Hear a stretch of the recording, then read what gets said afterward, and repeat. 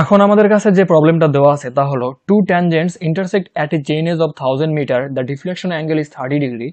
Calculate all the data for setting out a circular curve of radius 200 meter by the method of offset from the chord produced, taking a peg interval of 20 meter.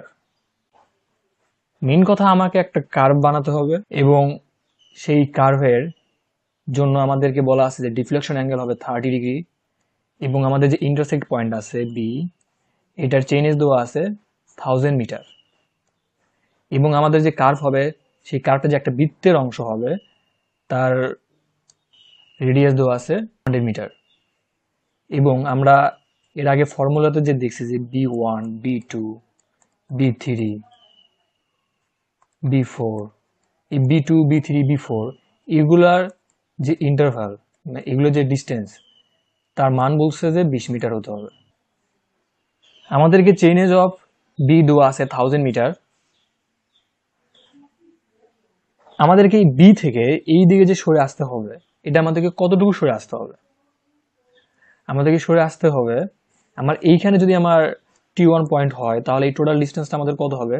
T1B is equal two R tan 5/2। এখানে আমাদের রেডিয়াসের মান কত? 200 tan 15 degree, কেননা এখানে আমাদের deflection angle কত বলে দেওয়া আছে?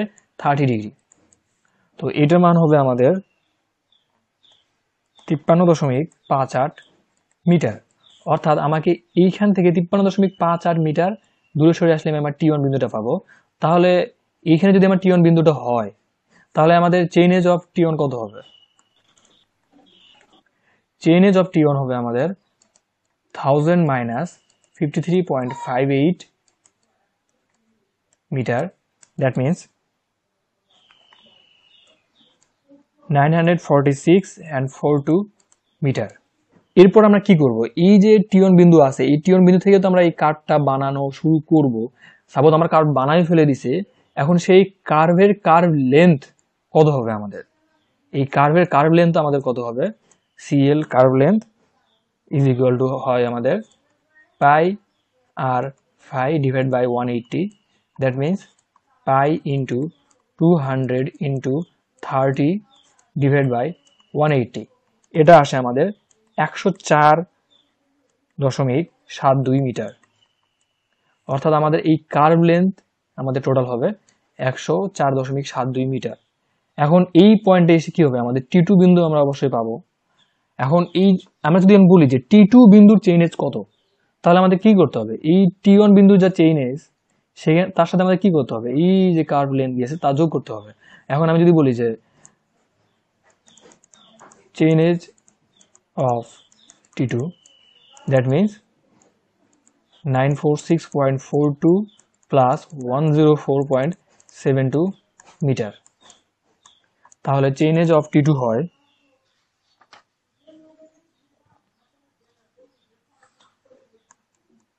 1051.14 মিটার। এখন আমরা লক্ষ্য করি আমাদেরকে বলছে যে পেগ ইন্টারভাল আমাদেরকে 20 মিটার হতে হবে। এখন আমাদের কাছে এই যে কার্ভ লেন্থ এটা কত দেওয়া আছে? 104.72। আমাদের কার্ভ যদি এইরকমও হয়, আমরা যদি 20 মিটার পর পর যদি আমরা এই কর্ড গুলো নেই তাহলে আমরা সর্বোচ্চ কয়টা কর্ড নিতে পারবো? সর্বোচ্চ হলে আমি 5টা কর্ড নিতে পারবো, তবে দিয়ে আমার হয় 100 মিটার। এর চাইতে বেশি নিলে হবে কি, আমাদের এই কার্ভ লেন্থ যা আছে তার চাইতে বেশি পরিমাণ এক্সিড করে চলে যাবে।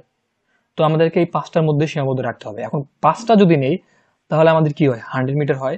বাকি যে 4.72 মিটার আছে এটার আমরা কি করব? এই জন্যই আগে বলছিলাম যে আমাদের যে B1, B2, B3, B4, B dot dot dot dot dot BN, এখানে বলছিলাম যে B2, B3 আর B4 এগুলো আমরা কি চেষ্টা করি? সেম ডিস্টেন্সে বা সেম ভ্যালু নেওয়ার চেষ্টা করি। মানে কি, আমি এটাও 20 নিতে পারবো, এটাও 20 নিতে পারবো, এটাও 20 নিতে পারবো। B5 যদি থাকে সেটাও 20 নিব, B6 যদি থাকে আমার সেটাও আমি 20 নিব। এখানে আমার 5টা 20 কমপ্লিট। এখন এই B1 আর লাস্টে যেটা আমার থাকবে BN, এই দুটাকে আমরা এই দুটা সমান সমান আমাদের হওয়া লাগবে 4.72। আমরা তো ইচ্ছা করলে এই B1 এই পুরোপুরি 4.72 নিতে পারতাম, কিন্তু সেটা করলে একটা প্রবলেম আছে। তো এখন আমরা সেটাই করব। প্রবলেম না মানে ওইটাতে হিসাবের অনেক বেশি পরিমাণ কি প্যারা খাওয়া লাগে। আমাদের এই T1 পয়েন্টের চেইনেজ কত দেওয়া আছে? 946.42 মিটার। এখন আমরা যে হিসাবগুলো করবো 20 মিটারের জন্য, 20 metre 20 metre 20 metre 20 metre 20 metre, তো আমাদেরকে তো এই যে কর্ডগুলোর এগুলোরও চেইনেজ জানা থাকা ভালো। আমাদের যদি এমন হতো যে এই পয়েন্টে দেওয়া আছে এমন একটা রাউন্ড ফিগার, সাপোজ আমি ধরে নিলাম, একেবারে ধরে নিলাম 2000, তো 2000-এর সাথে কিন্তু এই 20 যোগ দেওয়া খুবই সহজ, তার সাথে 20 যোগ দেওয়া সেটাও সহজ, তার সাথে আরো 20 যোগ দেওয়া সেটাও সহজ। কিন্তু আমার যদি মান থাকে এইরকম যে 1923.78, এইটার সাথে 20 যোগ দিয়ে ক্যালকুলেট করা কিন্তু একটু কি, তো এইভাবে 20 যোগ করে দেওয়া কিন্তু আমাদের জন্য অসুবিধাজনক। আমাদের যেখান থেকে আমি যে সবগুলো একদম একই ভ্যালু নিব, মানে B2 B3 B4 B5 এবং B6, সেখান থেকে যদি আমার একটা রাউন্ড ফিগার থাকতো, চেইনেজের ডিস্টেন্স মানে চেইনেজের মান যদি আমাদের একটা রাউন্ড ফিগার হতো, তাহলে কিন্তু আমাদের জন্য এই প্রসেসটা কন্টিনিউ করা খুব ইজি হয়ে যেত। সাপোজ এখানে দেওয়া আছে কি 946, এর পরের আমাদের কাছের রাউন্ড ফিগারটা কি 950 অবশ্যই। তো আমাদের এই যে B2 এখানে যদি আমাদের চেইনেজ হয় 950, তাহলে কিন্তু আমাদের ক্যালকুলেট করা অনেক ইজি। তো আমাদের এই B2 পয়েন্ট যাতে আমাদের রাউন্ড ফিগার হয়, তার জন্য আমরা কি করব, এই যে B1 আছে, B1 এর মানে আমরা এমন ভাবে নেব যাতে এই B1 যোগ এই 946.42 আমাদের কি হয় 950 হয়। তাহলে আমাদের কি করতে হবে, এই যে B1 এটা কি আমাদের একটা সাবকর্ড, তো ইনিশিয়াল এই সাবকর্ড আমরা কি করব, এটা মানে আমাদের কত নিব আমরা 950 মাইনাস 946.42 মিটার, আর এটার ভ্যালু আসবে আমাদের 3.58 মিটার। এখন আমাদের ইনিশিয়াল সাবকর্ড যদি আমাদের 3.58 মিটার হয়, এটা যদি আমার 3.58 মিটার হয়, তো আমি তো সরাসরি এখানে কোথাও যেতে পারবো না, আমাকে প্রসেস অনুযায়ী যাওয়া লাগবে। তো আমি কি করবো, আগে আমি এই দিকে B1টা নিব, যেটা মানে আমাদের কত হবে 3.58 মিটার। সাপোজ এই পয়েন্টে আসলো, এখন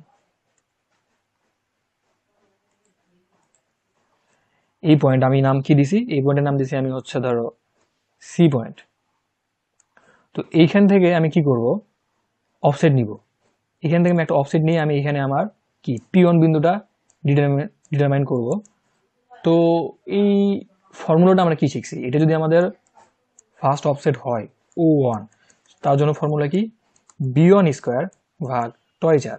তো B1 এর মান আমাদের কত 3.58 square divide by 2 into 200, that means 0.03 metre.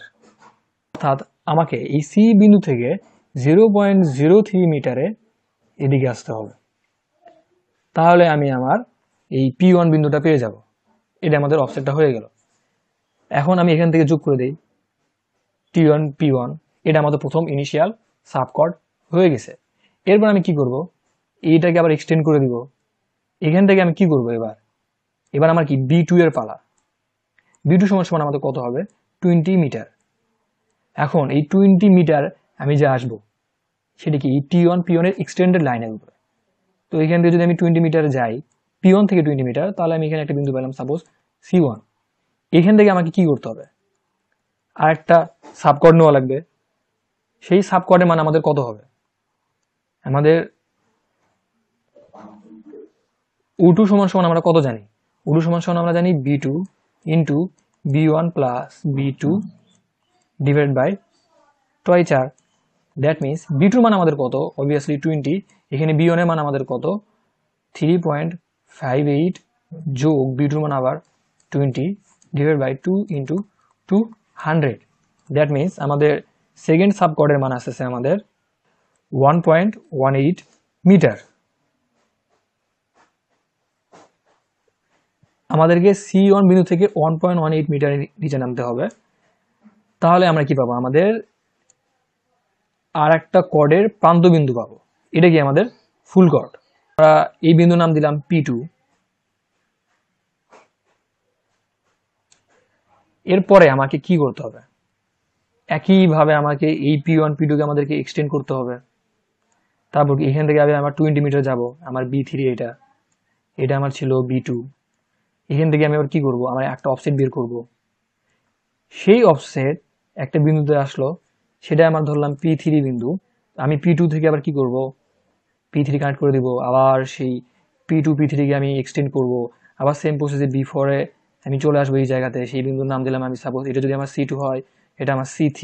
এখানে আবার আমার কি করা লাগবে, P4 বের করব।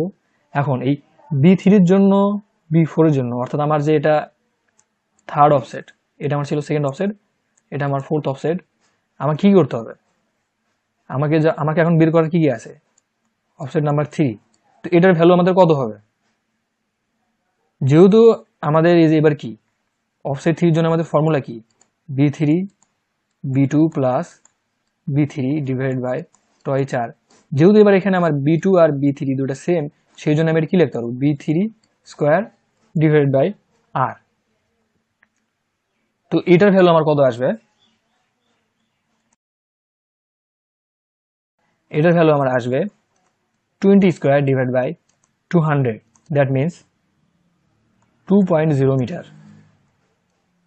একইভাবে আমরা O4 বের করতে পারবো। O4 এর জন্য আমাদের ফর্মুলাটা কি হবে, সেম ফর্মুলা হবে, দ্যাট মিনস B4 স্কোয়ার ভাগ R, দ্যাট মিনস 20 স্কোয়ার ভাগ 200, দ্যাট মিনস 2.0 মিটার। এখন এইখানে আমাদের O5ও যদি আমি বের করি, তাহলে আমার কি হবে, B5 square divide by R, ওইটার মানও আসবে আমাদের কি 2.0 মিটার। এবং O6 যদি আমি বের করি, তার জন্য আমার মান কি আসবে, 2 মিটারই আসবে। কারণ কি এখানে B3 B4 B5 B6 এই সবগুলোর মান কি আমাদের সমান। তো এতক্ষণ পর্যন্ত আমরা যা যা সলভ করছি সেগুলো যদি আমরা সবগুলো লিখি, তাহলে কিছুটা এরকম দাঁড়ায়, আমরা B1 B2 B3 B4 B5 B6 পাইছি, এবং তার জন্য যা অফসেট হবে আমরা সেটাও পাইছি। কিন্তু আমাদের কার্ডটা কিন্তু এখনো শেষ হয় নাই। এইখানে আমাদের কি দেওয়া আছে, যে এই পয়েন্ট, এই যে আমার P1 P2 P3 P4 P5 P6, আমার এই P1 পয়েন্টের আমার চেইনেজ আমি কত বের করছিলাম, কত মানে আমি সেট করছিলাম, সেটা আমার কত ছিল, যে 950 metre.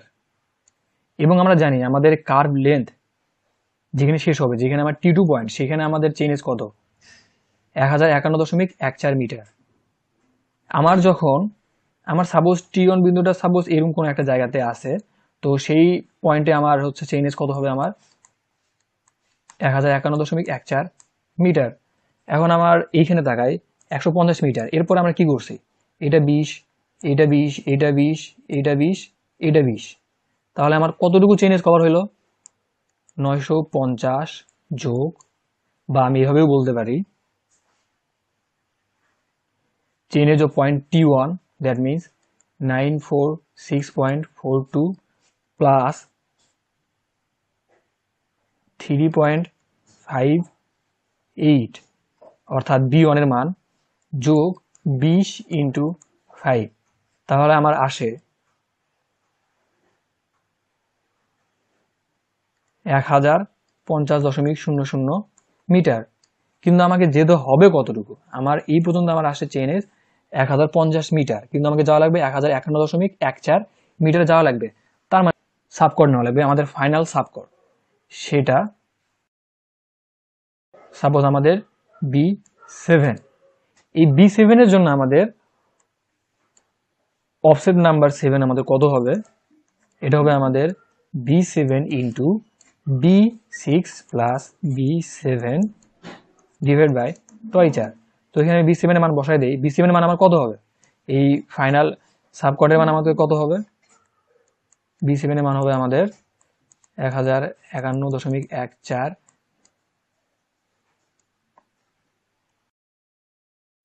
Minus 1050 metre, that means আমাদের আসবে 1.14 মিটার।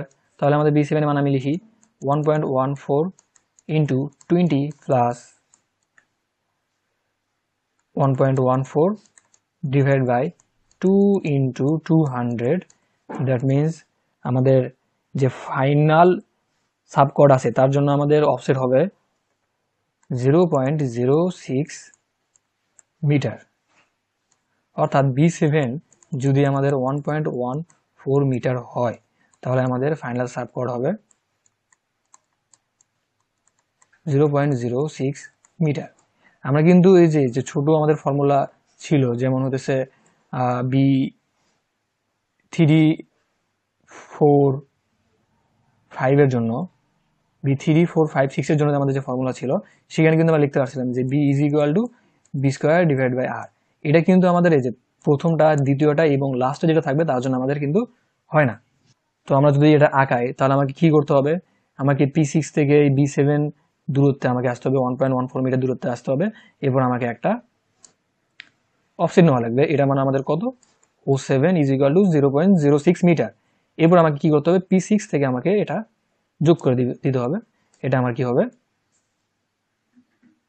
P7। আবার এই বিন্দুটা আমার আসলে কি হবে, এই বিন্দু হবে আমাদের T2। তো আমাদেরকে কি করতে হবে ফাইনালি, এই T1, P1, P2, P3, P4, P5, P6, P7 এই বিন্দুগুলো নিয়ে কাজ করতে হবে। অর্থাৎ এই বিন্দুগুলোকে আমাদের কি করতে হবে, আমাদেরকে যোগ করে দিয়ে আমাকে একটা কার্ভ তৈরি করতে হবে। আমি যদি এই জিনিসটাকে খুবই অ্যাকুরেটলি আগাইতে পারতাম তাহলে আমাদের কার্ভটা কিছুটা এরকম হতো।